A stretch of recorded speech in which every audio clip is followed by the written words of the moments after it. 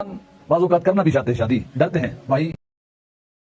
شادی ڈرتے ہیں بھائی، پہلے والا دور نہیں آپ ڈریں، پہلے دور میں بتانا ہوتا تھا، دادی کو بتانا ہوتا تھا، کسی کو بتانا ہوتا تھا، آج سیدھے باپ کا نمبر لو، ایس ایم ایس کرو، جو 2 دن کے لیے بھاگ جاؤ 2 دن کے لیے، پھر حالات معلوم کر کے آ جاؤ، بتاؤ میں شادی کرنا چاہتا ہوں، کرو بھائی، بچاؤ مجھے، آج شرمندگی نہیں ہے، دین سیکھنے کے لیے شرمندگی نہیں ہونی چاہیے، بے دینی پر شرمندہ ہونا چاہیے، اصل ڈسٹرائی کر رہے ہیں فیملی نظام، جیسے مغرب میں کیا ہے وہی کام ادھر بھی کرنا ہے۔ مغرب میں فیملی سسٹم ڈسٹرائی ہے، کوئی باپ کو اجازت نہیں ہے اس کی بیٹی کو محرم نہ محرم کے بارے میں بتائے، ہی از مائی فرینڈ، بس اتنا جملہ کافی ہے۔ باپ منہ کھول کے رہتا ہے، اس کو واز نصیحت نہیں کر سکتا، اگر واز و نصیحت کرے اور اس بیٹی کو برا لگے، پولیس کو فون کرے، یہ جیل میں ہے باپ۔ اپنا امر بالمعروف اپنی جیب میں رکھو، کس نے حق دیا آپ کو؟ جیل میں اب کتنے والدین آپ اسٹڈی کریں جیل میں ہے، فیملی سسٹم ڈسٹرائی ہے،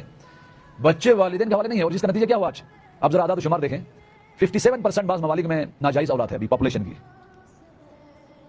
60% بعض ممالک میں ناجائز اولاد ہے آبادی کا، اور یہی لعنت لانا چاہ رہے ہیں ہمارے نظام کی طرف۔ وہ کیسے حملہ کر رہے ہیں فیملی نظام پر؟ کیونکہ فیملی نظام تربیت کا اہم عنصر ہے، ستون ہے۔ فیملی نظام کو کیسے ڈسٹرائی کریں؟ 3 مراحل ہیں۔ پہلا مرحلہ،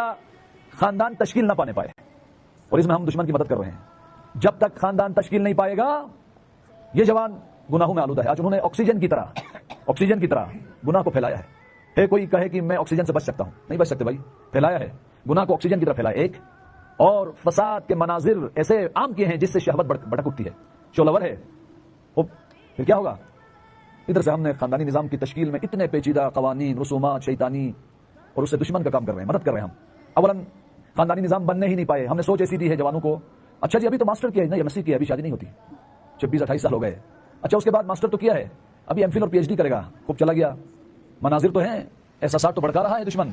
بھوک تو لگی ہے، خوب آپ اپنے بچے کو کہیں بھوک لگی، اس کو کہیں ماسٹر کرو پھر کھانا دیں گے، PhD کرو پھر کھانا دیں گے، جاب ڈھونڈو پھر کھانا دیں گے، گھر بناؤ پھر کھانا دیں گے، بھائی یہ بھوکا ہے، 1 دن تحمل کرے گا، 2 دن تحمل کرے گا، دائیں بائیں سے کھا لے گا،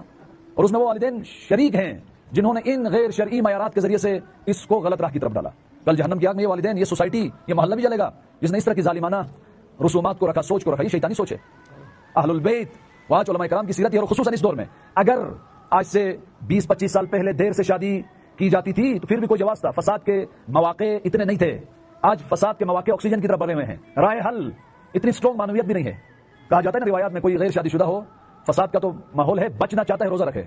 روزہ رکھے بھائی، ہم وہیں رمضان کے 30 روزے رکھیں تو اللہ کا احسان ہے، اللہ پر بھی احسان ہے، ملائکہ پر بھی احسان ہے، ائمہ پر بھی احسان ہے۔ وہ ایک بندہ روزہ رکھا تھا، اس کے سامنے کسی انگریز نے پانی پیا، اس کو بھوک بھی لگ رہی تھی شدید، وہ ٹھنڈا پانی پی رہا ہے اس کے سامنے، کہا خدایا اگر اس کو میں نے جنت میں دیکھا تو ٹھیک نہیں کروں گا،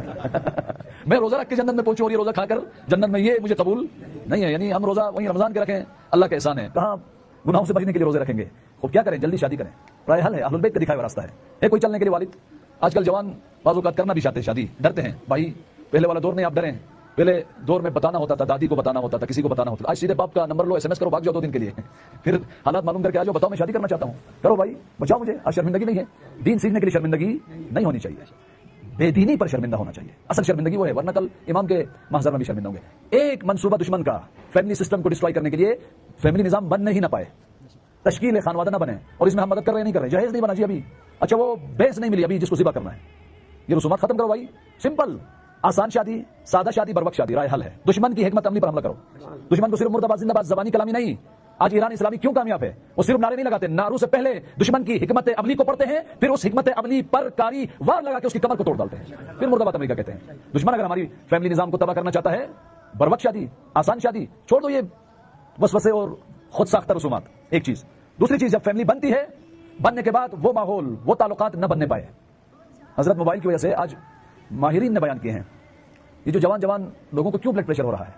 کیوں شوگر ہو رہا ہے، کیوں کینسر ہو رہا ہے، کیوں ٹینشن کے شکار ہیں؟ خدا نے شادی کا فلسفہ کیا بیان کیا تھا؟ لیسکنوا الیہا، زوج و زوجہ کا رشتہ اس لیے کہ ایک دوسرے کو سکون پہنچے۔ آج موبائل، دو میاں بیوی ایک ہی کمرے میں رہیں 24 گھنٹے، یہ المیہ ہے، یہ دشمن کی کامیابی ہے۔ میاں بیوی ایک ہی گھر میں صبح شام رہے 24 گھنٹے، مثلا اتوار کے دن، تو کہا جاتا ہے یہ میاں بیوی 10 منٹ بھی گفتگو نہیں کرتے ایک دوسرے سے،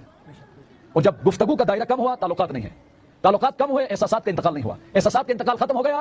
ٹینشنز، بیماریاں، اضطرابات، بد اخلاقیاں وہاں آ جاتی ہیں۔ عملاً میاں بیوی ہیں، ظاہراً، پریکٹیکلی، ایموشنلی یہ طلاق یافتہ ہیں ایک دوسرے سے, بیوی نے اس کو طلاق دیا, اس نے بیوی کو طلاق دیا ہے. ہاں کاغذی طور پر ہے میاں بیوی ہیں,